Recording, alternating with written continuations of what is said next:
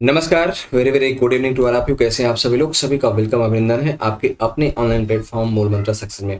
प्यारे विद्यार्थियों, बहुत शानदार वीडियो आज का है क्योंकि आज इस एक वीडियो में हम पूरे के पूरे भारतीय इतिहास के जितने भी राजवंश और उसके जितने भी संस्थापक हैं उन सभी को कवर करने जा रहे हैं। तो आइए हम लोग यहाँ पर देखते हैं। देखिए, सबसे पहले आप मगध के उत्कर्ष की अगर बात करें तो मगध पर चार राजवंश देखें। स्टार्टिंग की अगर देखें तो यहाँ पर चार राजवंश शुरू में बनते हैं और उसके बाद फिर मौर्य वंश आता है। तो बृहद्रथ वंश के जो संस्थापक माने जाते हैं वो वास्तव में बृहद्रथ को माना गया है। और ये जो जरासंध था ना, जरासंध जरासंध जो महाभारतकालीन राजा था, वो जरासंध वास्तव में इसी बृहद्रथ वंश का एक प्रतापी शासक था। हरेक वंश का संस्थापक बिंबिसार है दोस्तों, आप जानते हैं अच्छे प्रकार से। और हरेक वंश को वास्तव में हम क्या बोलते हैं? पितृहंता वंश भी बोलते हैं। क्यों बोलते हैं दोस्तों? क्योंकि वास्तव में इस वंश में जितने भी राजा हुए हैं, खास करके बिंबिसार का जो बेटा था अजातशत्रु का जो बेटा था वो कौन था? वो था आपका उदयन। ठीक है, उदयन था। तो उदयन, अब इन्होंने क्या किया? अजातशत्रु ने अपने पिता बिंबिसार की हत्या किया था और उदयन ने अपने पिता अजातशत्रु की हत्या करके सत्ता को प्राप्त किया था। इसलिए इस वंश को पितृहंता वंश भी बोलते हैं दोस्तों। शिशुनाग वंश इसके बाद आता है। शिशुनाग वंश का संस्थापक शिशुनाग होता है। और जो कालाशोक होता है, कालाशोक जिसके शासनकाल में, कालाशोक दोस्तों जिसके शासनकाल में दूसरी बौद्ध संगीत होती है। कहाँ पर दूसरी बौद्ध संगीत होती है? याद रखिएगा, इसी शिशुनाग वंश का शासक होता है। इसको कालाशोक को हम काकवर्ण भी बोलते हैं। क्या बोलते हैं? इसे काकवर्ण भी कहा जाता है। और इसके शासनकाल में हमेशा दूसरी बौद्ध संगीति होती है, आप याद रखिएगा भैया। ठीक है, दूसरी बौद्ध संगीति इसके समय में होती है और पहली बौद्ध संगीति किसके समय में होती है? अजातशत्रु के समय में होती है। इसको भी आप ध्यान रखेंगे दोस्तों। इसके बाद नंदवंश है। नंदवंश का संस्थापक महापद्मनंद को माना जाता है। और आप जानते हैं महापद्मनंद जो है ना, उसे अपरो परशुराम भी कहते हैं। अपरो परशुराम का मतलब होता है दोस्तों कि वह दूसरा परशुराम था। अपरो परशुराम यानी कि वह उसे दूसरा परशुराम कहते हैं। और इसे सर्व छत्रांतक भी बोलते हैं। क्या बोलते हैं दोस्तों? इसे सर्व छत्रांतक भी बोलते हैं। सर्व छत्रांतक बोलते हैं, याद रखिएगा। यानी यह क्षत्रियों का संहारक माना जाता है दोस्तों, इसको याद रखिएगा। ठीक है, उसके बाद अगर हम बात करें तो नंद वंश का अंतिम शासक कौन होता है? घरानंद। घरानंद अंतिम जो है अंतिम शासक होता है दोस्तों। और घरानंद की हत्या करके चंद्रगुप्त मौर्य ने क्या किया? मौर्य वंश की स्थापना किया था। तो मौर्य के वंश के संस्थापक कौन होते हैं दोस्तों? चंद्रगुप्त मौर्य होते हैं। इसको आप ध्यान रखिएगा।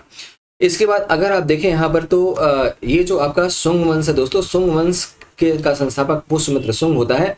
और उसने अंतिम मौर्य शासक बृहद्रथ की हत्या की थी। किसकी हत्या किया था दोस्तों? बृहद्रथ की हत्या किया था। और बृहद्रथ की हत्या करके इसने सुंग वंश की स्थापना किया था।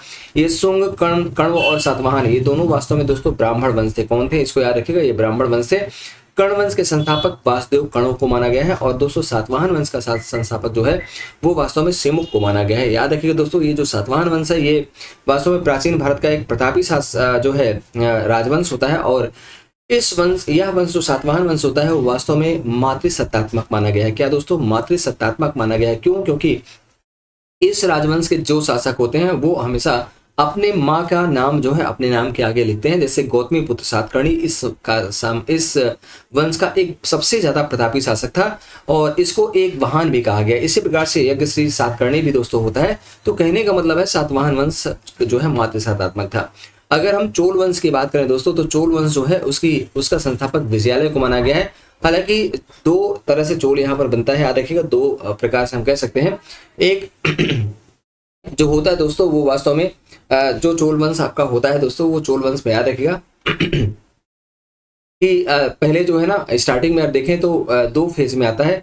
एक करिकाल वगैरह के समय में होता है और बाद में जब अंधकार युग होता है तो उसके बाद विजयालय इसका संस्थापक होता है। तो विजयालय को ही यहाँ पर माना जाएगा। अगर बोले चेर राजवंश दोस्तों तो चेर राजवंश का संस्थापक उदयन जेरल को माना जाता है और इसे हम उदयन चेरालथन भी कहते हैं कई बार। इसको भी आप यहाँ पर ध्यान रखिएगा, जो मैं आपको यहाँ पर दिखाने का प्रयास कर रहा हूँ दोस्तों। अगर यहाँ पर मैं पांड्य की बात करूँ, जरा देखिएगा, ये पांड्य राजवंश आपका दिया है। जरा सा पांड्य राजवंश को देखते हैं थोड़ा सा। चले पांड्य राजवंश को दोस्तों यहाँ पर हम लोग देखने का प्रयास करते हैं। ठीक है, पांड्य राजवंश की अगर बात करें तो यहाँ पर आर्य केसरी पराकुंस मारवर्मन इसका जो संस्थापक माना गया है। कुषाण वंश का संस्थापक कुजूल कटफिसिस माना गया। और दोस्तों याद रखिएगा कि कुषाण वंश का ही प्रतापी शासक कौन होता है? कनिष्क होता है। कौन? कनिष्क होता है दोस्तों, इसको भी आप याद रखिएगा। और कनिष्क के शासन काल में जो है वो चौथी बौद्ध संगीति होती है दोस्तों। क्या? चौथी बौद्ध संगीति होती है। और इसी समय बौद्ध धर्म दो भागों में बटा था। कौन कौन? एक हीनयान और दूसरा क्या था दोस्तों? महायान। इसको भी आप यहाँ पर याद रखिएगा, ठीक है। फिर उसके बाद आभीर राजवंश है दोस्तों। आभीर राजवंश का संस्थापक ईश्वर सेन को माना गया है। इक्ष्वाकु वंश का संस्थापक श्री शांतमूल को माना गया है। चेदी कलिंग, अब देखो चेद में जो है ना कलिंग का चेदी वंश था दोस्तों, और इसका शासक जो है महामेघ वाहन को माना गया है। लेकिन याद रखिएगा ये जो आपका कलिंग का चेद वंश है दोस्तों, इसी का एक शासक और होता है कलिंग वंश का। और देखिए उसका नाम मैं इस समय थोड़ा सा मुझे मिस कर रहा है, अभी जस्ट आएगा तो मैं बता दूंगा कि कलिंग का चेद वंश बहुत ही इंपॉर्टेंट आपका दिया। और ये इसका संस्थापक कौन है दोस्तों? आप आंसर महामेघ वाहन यानी महामेघ वाहन माना गया, ठीक है। और फिर हाँ, तो यहाँ पर चलिए अब इसके बाद आगे जरा बढ़ते हैं हम लोग। देखिए फिर यहाँ पर दिया है जो है आपका है कि ये है आपका वाकाटक राजवंश दोस्तों। और वाकाटक राजवंश हो गया है, इसका शासक जो है इसका संस्थापक विंध्य शक्ति को माना गया है। गुप्त वंश का संस्थापक श्री गुप्त को माना गया है। और इस काल का जो पहला स्वतंत्र शासक बनता है वो वास्तव में चंद्रगुप्त प्रथम बनता है दोस्तों। कौन? चंद्रगुप्त प्रथम बनता है। और इसी ने वास्तव में महाराजाधिराज की उपाधि सबसे पहले धारण किया था। मौखर राजवंश का जो है दोस्तों उसका संस्थापक हरिवर्मन को माना गया है। पुष्यभूति वंश जिसे आप क्या बोलते हैं, जिसे आप जो है वर्धन राजवंश भी बोलते हैं, इसका जो है इसका संस्थापक वास्तव में नरवर्धन है। लेकिन दोस्तों अगर इसका पहला प्रतापी शासक बोले तो क्या हो जाएगा? वो वास्तव में प्रभाकर वर्मन। कौन था? प्रभाकर वर्मन इसका वास्तव में पहला प्रतापी शासक माना जाता है। और ये जो आपका क्या बोलते हैं, इसी वंश का एक और शासक होता है आपका हर्षवर्धन, जो इस वंश का सबसे प्रतापी शासक है हर्षवर्धन, याद रखिएगा दोस्तों। और इसके शासन काल में वास्तव में जो है कन्नौज में एक बौद्ध परिषद का स्थापना का आयोजन भी हुआ था, जिसकी अध्यक्षता वास्तव में किसने किया था? आप सर चीन का जो चीनी यात्री है पूरा जो है, जिसको हम क्या बोलते हैं, जिसको हम भारत यात्रियों का राजकुमार बोलते हैं, वो जो है इस समय किया था। और उसका नाम क्या था दोस्तों? तो देखिए उसका नाम जो है थोड़ा सा मेरे दिमाग से फिर इसमें निकल गया। हाँ, फेनसांग। फायान, तो फायान भी आपका है चीनी, फायान जो है वो चंद्रगुप्त विक्रमादित्य के समय में आता है। और ये जो फेनसांग है ये हर्षवर्धन के शासनकाल में आता है। इसके बाद बादामी का चालुक्य जो है इसका संस्थापक पुलकेशिन प्रथम को माना गया दोस्तों। और इस वंश का प्रतापी शासक पुलकेशिन द्वितीय होता है, इसको भी ध्यान रखिएगा। चालुक्य कल्याणी का चालुक्य जो है इसका संस्थापक तैला द्वितीय को माना गया है। और बेंगी के चालुक्य वंश का संस्थापक विष्णुवर्धन को माना गया दोस्तों, इसको भी आप यहाँ पर ध्यान रखेंगे। अगर मैं चामान वंश की बात करूं तो इसका संस्थापक वासुदेव चौहान है। प्रतिहार वंश का संस्थापक नाग भट्ट प्रथम है। और चंदेल वंश का शासक दोस्तों कौन है? नन्नुक है, इसको भी आप यहाँ पर ध्यान रखिएगा। सारे के सारे संस्थापक मैं आपको यहाँ पर बताने का प्रयास कर रहा हूँ। अगर मैं आगे बात करूँ दोस्तों तो यहाँ पर दिया है क्या? गढ़वाल वंश। और गढ़वाल वंश का संस्थापक चंद्रदेव को माना गया दोस्तों। गढ़वाल जो है बहुत ही इंपॉर्टेंट आपका दिया है। चंद्रदेव आपके इस समय गढ़वाल वंश के शासक होते हैं। और अगर देखें यहाँ पर परमार राजवंश दोस्तों, परमार राजवंश का संस्थापक उपेंद्र या कृष्ण राज को माना गया है। राजपूत राजवंश का शासक जो है दंतिदुर्ग माना गया, इसको आप ध्यान रखेंगे। पाल राजवंश जो है दोस्तों वो आपका गोपाल फर्स्ट है। और याद रखिएगा पाल राजवंश का ही शासक जो है कौन है? धर्मपाल है दोस्तों। धर्मपाल जिसने धर्मपाल है दोस्तों जिसने विक्रमशिला विश्वविद्यालय की स्थापना करवाई थी। क्या? विक्रमशिला विश्वविद्यालय की स्थापना करवाई थी, इसको याद रखिएगा। संगम वंश की बात करें दोस्तों तो संगम राजवंश की स्थापना ये विजयनगर की बात है। विजयनगर के सारे शासन राजवंश है। और ये संगम राजवंश की स्थापना जो है हरिहर और बुक्का ने किया था। सालू राजवंश की स्थापना सालू नरसिंह ने किया था। तुलु वंश की स्थापना नरसा नायक ने किया था दोस्तों। और एक बड़ी इंपॉर्टेंट सूचना यह है कि वास्तव में अगर मैं पूछूं कि वास्तव में विजयनगर साम्राज्य का सबसे प्रतापी शासक कौन था, तो पूरे के पूरे विजयनगर साम्राज्य का सबसे प्रतापी शासक कौन था दोस्तों? कृष्णदेवराय था। और ये कृष्णदेवराय जो होता है दोस्तों वो तुलु वंश से संबंधित होता है। और कृष्णदेवराय के शासन काल में अष्ट दिग्गज रहते थे, मतलब 8 तेलुगु के कवि इसमें रहते थे, इसको आप ध्यान रखेंगे दोस्तों। अराविड वंश का संस्थापक जो है तिरुमल देवराय था, इसको भी आप याद रखेंगे। उसके बाद इसी के समकक्ष जो है बहमनी साम्राज्य भी विकसित होता है। और बहमनी साम्राज्य का संस्थापक अलाउद्दीन हसन बहमन शाह था दोस्तों, इसे हसन गंगू के नाम से भी जानते हैं। यादव वंश का संस्थापक द्विज प्रहारा है। और अगर आप यहाँ पर देखें तो जो है खिलजी वंश में जब खिलजी राजवंश आता है तो खिलजी के समय अलाउद्दीन खिलजी के समय यहाँ का प्रतापी शासक कौन होता है दोस्तों? रामचंद्र देव। कौन होता है? रामचंद्र देव होता है, इसको भी आप याद रखिएगा।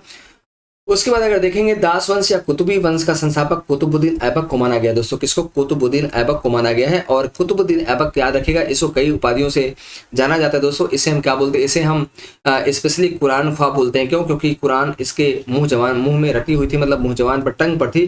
कुरान ख्वाह कहते हैं। इसे लाख बख्श भी कहते हैं। क्यों दोस्तों? क्योंकि इसने वास्तव में बहुत दानी था, इसलिए इसको लाख बख्श भी कहते हैं। इसे हातिम दुती भी कहते हैं। क्या बोलते हैं दोस्तों? इसे हातिम दुती भी कहते हैं। इसको भी ध्यान रखिएगा। और कुतुबुद्दीन ऐबक जो है दोस्तों ना, ये मस्जिद का निर्माता भी माना जाता है। उसके बाद फिर आप देखें यहाँ पर शमसी वंश का संस्थापक इल्तुतमिश है दोस्तों। और याद रखिएगा, ये दिल्ली का पहला वैध सुल्तान था। क्या? दिल्ली का पहला वैध सुल्तान था। इसको याद रखिएगा, क्योंकि दिल्ली को राजधानी बनाने वाला पहला सुल्तान जो मुस्लिम शासक है वो कौन है? वो यही इल्तुतमिश होता है। और इसने वास्तव में याद रखिएगा दोस्तों, इसने जो है दीवाने चहलगानी, जिसको चालीसा बोलते हैं, चालीसा का स्थापना भी किया था। बलवनी वंश का संस्थापक बलवन है दोस्तों, जिसने लौह एवं रक्त, क्या? लौह एवं रक्त नीति का प्रतिपादक इसने किया था। और याद रखिएगा, यही वह बलवन है दोस्तों जिसने अपने आप को जो है ईश्वर का प्रतिबिंब माना। इसने अपने आप को नियाबते खुदाई कहा था। और इस बलवन ने, याद रखिएगा दोस्तों, ये बलवन जो है गैर तुर्की यानी गैर जो इस्लामिक परंपरा, जैसे हम कह सकते हैं कि नौरोज को इसने प्रसिद्ध करवाया था। दूसरी बात, इसने सिजदा एवं पैबोस की शुरुआत भी करवाई थी। इसको भी आप याद रखिएगा। ये बलवन अपने आप को अफरासियाब का वंशज भी कहता है। खिलजी वंश का संस्थापक अलाउद्दीन खिलजी है। और जानते हैं अलाउद्दीन खिलजी की हत्या करके धोखे से किया था कौन? अलाउद्दीन खिलजी। और अलाउद्दीन खिलजी इस वंश का प्रतापी शासक है, याद रखिएगा दोस्तों। और खिलजी वंश का एक शासक और होता है जिसे हम बोलते हैं कुतुबुद्दीन मुबारक शाह खिलजी दोस्तों। और ये जो कुतुबुद्दीन मुबारक शाह खिलजी है, इसने अपने आप को वास्तव में खलीफा कहा था। क्या बोला था? इसने खलीफा की उपाधि स्वयं धारण किया था। फिर आपका अगर तुगलक वंश की बात करें तो गयासुद्दीन तुगलक इस वंश का संस्थापक होता है। और इस वंश का गयासुद्दीन तुगलक का बेटा होता है मोहम्मद शाह तुगलक, मोहम्मद बिन तुगलक। और मोहम्मद तुगलक के बाद जो है फिरोज शाह तुगलक जो है इस वंश का शासक बनता है। सैयद वंश का संस्थापक खिज्र कहाँ होता है दोस्तों? लोदी वंश का संस्थापक बहलोल लोदी होता है। और याद रखिएगा, बहलोल लोदी के बाद इसका बेटा सिकंदर लोदी बनता है दोस्तों, सिकंदर लोदी। और सिकंदर लोदी जो होता है ना, सिकंदर लोदी ने वास्तव में गुलरुखी नाम से, किसके नाम से दोस्तों? गुलरुखी नाम से कविता किया था। और यही सिकंदर लोदी ने 1504 में आगरा नगर की स्थापना किया था। किसकी? आगरा नगर की स्थापना 1504 में किया था। अगर मैं मुगल वंश की बात करूं, मुगल वंश का संस्थापक दोस्तों बाबर है। बाबर क्या याद रखिएगा। और जो है बाबर ने अपनी आत्मकथा जो है तुर्की भाषा में लिखी थी, तुझके बाबरी। 4 युद्ध इसने लड़ा था, आप याद रखिएगा। पहला पानीपत का युद्ध 1526 में लड़ा था। दूसरा खानवा का युद्ध 1527 में लड़ा था। चंदेरी का युद्ध 1528 में लड़ा था। और घाघरा का युद्ध 1529 में लड़ा था। और 1530 में यह मर जाता है। सूर्यवंश की स्थापना शेरशाह सूर्य ने किया था दोस्तों। सिसोदिया वंश जो है ना, इसके संस्थापक राणा हमीर सिसोदिया ने किया है। और याद रखिएगा, इसी वंश का प्रतापी शासक राणा सांगा होता है। और राणा सांगा के साथ साथ महाराणा प्रताप इसी वंश के प्रतापी शासक होते हैं दोस्तों। कछवाहा राजवंश के संस्थापक दुल्हे राय होते हैं, जिसको हम तेज कर्ण भी जानते हैं। और इसी कछवाहा राजवंश का वैवाहिक संबंध जो होता है दोस्तों, वो अकबर से होता है। किससे? अकबर से होता है। और इस वंश का अकबर के समय जो शासक होता है वो कौन होता है? भारमल होता है। कौन? भारमल होता है। इसको आप याद रखिएगा।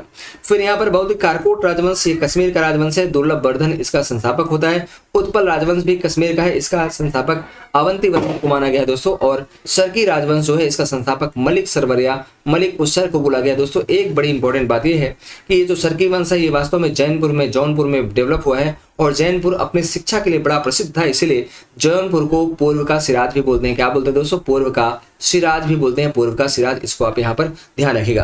तो दोस्तों, इस प्रकार से आज हमने लगभग पूरे के पूरे भारत के राजवंश और उसके संस्थापक के बारे में आपको बताने का प्रयास किया है। उम्मीद करता हूँ वीडियो बहुत अच्छा लगी होगी। और अगर लगी है तो लाइक, शेयर एंड सब्सक्राइब करना दोस्तों मत भूलिएगा। बिल को प्रेस कर लीजिएगा। Thank you so much. Bye bye. Till then, good night.